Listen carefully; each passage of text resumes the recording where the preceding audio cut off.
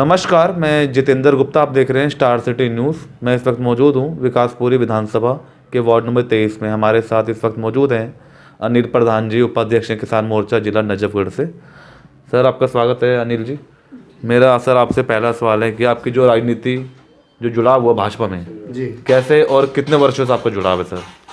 मैं अनिल प्रधान यहाँ पे सन 2000 से राजनीति में हूँ और मैंने सन 2000 में यहाँ की भाजपा की सदस्यता ली थी। तब से बराबर भाजपा के कार्यकर्ता के रूप में काम कर रहा हूँ। मैंने यहाँ पर विभिन्न पदों में काम किया है। जी सर। मैं यहाँ पर शहरी बूथ अध्यक्ष से लेके शहरी केंद्र प्रमुख, मंडल महामंत्री, मंडल अध्यक्ष जी और आज वर्तमान में मैं जिला उपाध्यक्ष हूँ किसान मोर्चे में, जिला नजफगढ़ का।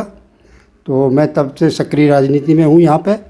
और मैं पीछे से अलीगढ़ यूपी से आता हूँ। अच्छा अच्छा। मेरे 5 एकड़ ज़मीन है, हाँ जी। जो वहाँ पर मैंने अभी ज़मीन को अपने जो भाई हैं उनको उठा रखा है जी। तो सालाना जाके उनसे वो ले लेते हैं। जी तो पीछे से हम किसान हैं। जी। और यहाँ पे मैं आर्मी से रिटायर्ड हूँ। 21 साल आर्मी में सर्विस करने के बाद मैं नायब सूबेदार के पद से रिटायर हुआ हूँ और अभी सेवानिवृत्त होके भारतीय जनता पार्टी के कार्यकर्ता के रूप में काम कर रहा हूँ। अच्छा सर, ये बताएंगे अनिल जी, आप वार्ड नंबर 23 में रहते हैं, विकास नगर जी। यहाँ की क्या क्या बेसिक समस्याएं बनी हुई हैं सर? वार्ड नंबर 23 में जो हमारे यहाँ पे जो एक कड़ी है बीच में विधायक की, वो विधायक हमारा यहाँ पे नहीं है, जिस वजह से हमें बहुत सारी जो विधायक के कार्यों की जो वो है उसमें हमारे यहाँ विकास में बहुत बाधाएं हो रही हैं। क्योंकि जो एमपी का काम है वो बड़े लेवल का काम होता है और वो उनको करते हैं।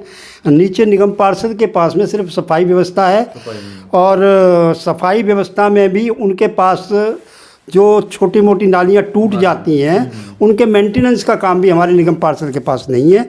और जिसकी वजह से नालियाँ टूटने, रिसीवर टूटने की वजह से गंदगी रहती है, तो उसमें सफाई व्यवस्था में भी हमें बहुत दिक्कत होती है।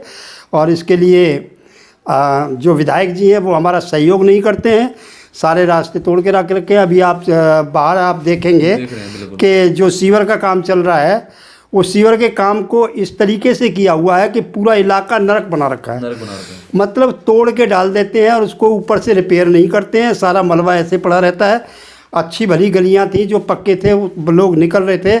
अभी यहाँ से विकासपुरी तक निकल के जाना बड़ा मुश्किल हो गया है।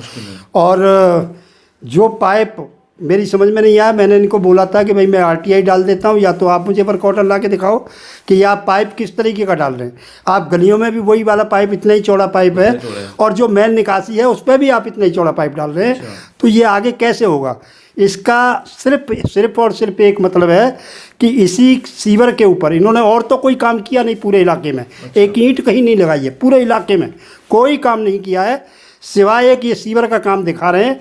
इसी पे ये काउंसलर का चुनाव लड़ेंगे और इसी पे ये एमएलए का चुनाव लड़ेंगे और ये 4 साल तक ये काम ऐसे चलता रहेगा। ये पूरे इलाके को बर्बाद करके रखा हुआ। साफ सफाई जो इसमें क्षेत्र में साफ सफाई में काउंसलर ने हमारा पूरा सहयोग है। मैं यहाँ पे वैसे अपने एस ब्लॉक का प्रधान भी हूँ आरडब्ल्यूए की तरफ से। तो जितना सहयोग हमारा, जो भी सफाई व्यवस्था नाली की है या कूड़ा उठाने की है, ये सारी चीज़ें हम बड़े मिलके, स्ट्रीट लाइट वगैरह है। हम आज कंप्लेंट होती है, दूसरे दिन हमारा काम जो है ब्लॉक की तरफ से हो जाता है।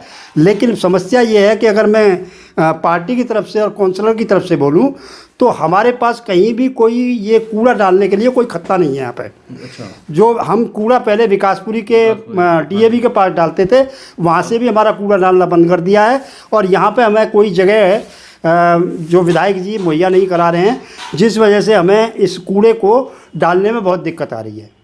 सर, आपका जो कोरोना काल को की बात कर लेता हूँ सर। जी जी। जब ये लॉकडाउन लगा 23 मार्च को जी, उस समय आपकी कोई सेवाएं रही? आप यहाँ के प्रधान भी हैं सर। हाँ जी, हाँ जी। यहाँ पे हमने जब ये कोरोना काल चला था तो लोगों की बहुत सारी समस्याएं थी, बाहर नहीं निकल पाते थे और जो लोग यहाँ तक कि जो मीडियम साइज़ के जो लोग थे उनको भी राशन पानी की दिक्कत आ गई थी। तो हमने यहाँ पर जगह जगह हमारी भारतीय जनता पार्टी की तरफ से, RWA की तरफ से और जो मंदिर वगैरह हैं उनकी तरफ से लंगर वगैरह लगाए थे।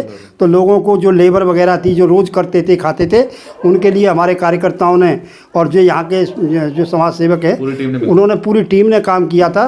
कहीं स्कूल के अंदर, कहीं भाजपा कार्यालय पे है, कहीं निगम पार्षद के कार्यालय के पास में, जहाँ पे भी हमें व्यवस्था मिली हमने पूरी खाने की व्यवस्था उनकी करी और उनका जितना भी सहयोग राशन पानी में हम कर सके हमारी पूरी टीम ने सहयोग किया है कोरोना काल में। अच्छा अनिल जी बताएंगे, 3.5 साल तो सही रही MCD में, काम चल रहे थे, फंड मिला था। अब ये 5 महीने से जो वेतन नहीं मिल पा रहा कर्मचारियों को, डॉक्टरों को, ये एक बड़ी विडंबना है कि जितना पैसा टैक्स के जरिए और उसके जरिए जो निगम को जो दिल्ली सरकार लेती है और जो निगम का हिस्सा होता है जो हमें मिलना चाहिए था वो दिल्ली सरकार ने हमें नहीं दिया, जिसकी वजह से हमारे अपने जो डॉक्टर्स हैं MCD वाले और जो अपना ये शिक्षक हैं, कर्मचारी हैं, MCD के कर्मचारी हैं, इनका वेतन 6 महीने से नहीं मिल पाया। तो इसका 13,000 करोड़ का जो घोटाला जो ये पैसा इन्होंने रोका था, इसके लिए हमने हमारे मेयरों ने, तीनों मेयरों ने उपवास भी रखा और हमने पूरे मंडल स्तर पर इसको चलाया और पूरी तरीके से मतलब पूरा इसका वो करा कि हमें केजरीवाल सरकार हमें पैसा दे ताकि हम उन MCD कर्मचारियों का जिनके बच्चों की रोजी रोटी चल सके और उनको हम तनख्वाह दे सकें। तो ये हमने किया है और काफ़ी जब 1-1.5 महीने चलने के बाद में केजरीवाल सरकार ने 968 करोड़ का कुछ उन्होंने हमें जो पैसा देने का वादा किया है। जी सर, आपकी कोई आगे इच्छा है अगर आपको पार्टी उतारती है वार्ड नंबर 23 से 2022 के चुनावों में, तो आपका क्या क्या कहना है इस बारे में? देखो हम पार्टी के लिए काम करते हैं, सीट के लिए काम नहीं करते हैं। पार्टी जो हमें आदेश देगी उसका हम पालन करते हैं। हम चुनाव लड़ने की इच्छा से या किसी पद की इच्छा से काम नहीं करते हैं। हम भाजपा के सिपाही हैं, जो भाजपा का आदेश मिलता है। पहले जैसे हम देश सेवा में रहे थे, आर्मी का जो ऑर्डर जैसे हमें मिलता था बिल्कुल उसी तरीके से हम भाजपा में काम करते हैं। भाजपा के सिपाही देश सेवा में पूरी तरह तत्पर हैं। जो भाजपा का आदेश होगा वो हम उसके लिए मानेंगे। अच्छा अनिल जी, जान लेते हैं जैसे आपकी विकासपुरी विधानसभा है, यहाँ से किशन गहलोत जी भी 2 बार चुनाव लड़े विधानसभा जी, और कई समय से आपका जो यहाँ से विधायक नहीं बन पा रहा सर जी। इसका सबसे बड़ा कारण क्या मानते हैं आप? दरअसल उसका कारण यहाँ पे कोई ऐसा वो नहीं है। हमारे कृष्ण गहलोत जी मात्र 600 वोटों से रह गए थे और वो बनते बनते रह गए हैं, ऐसा कोई कारण नहीं था। लेकिन उसके बाद में जैसे ही केजरीवाल जी आए यहाँ पे, अन्ना हजारे के जो उससे आंदोलन से चले, अन्ना हजारे को लात मार दी और उनको साइड लगा के पार्टी बना के और इतना झूठ बोल के जिस तरीके से वो उसमें आए हैं राजनीति में, लोगों को ये लगा था कि केजरीवाल पता नहीं हमें क्या कर देंगे।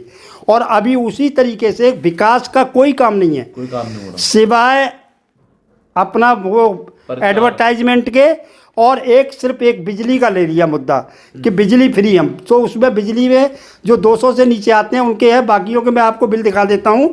अभी भी बिल काफ़ी पता नहीं कौन से चार्जेस लगा के आ रहे हैं। जो 200 यूनिट से नीचे होता है ऐसे कुछ एक आदमी होंगे, उनके थोड़े से एक उसमें और पूरा दिल्ली का विकास रोक के रख दिया है। तो यहाँ की जो जनता है वो बिजली और पानी के उसमें आ गई, धोखे में आ गई है और दिल्ली का पूरा विनाश कर दिया है। इस वजह से हुआ है। अगली बार हमारा विधायक आएगा, ये श्योर है। धन्यवाद सर आपका अनिल जी। तो ये हमारी सीधी बात अनिल प्रधान जी से, स्टार सिटी के साथ मैं जितेंद्र गुप्ता।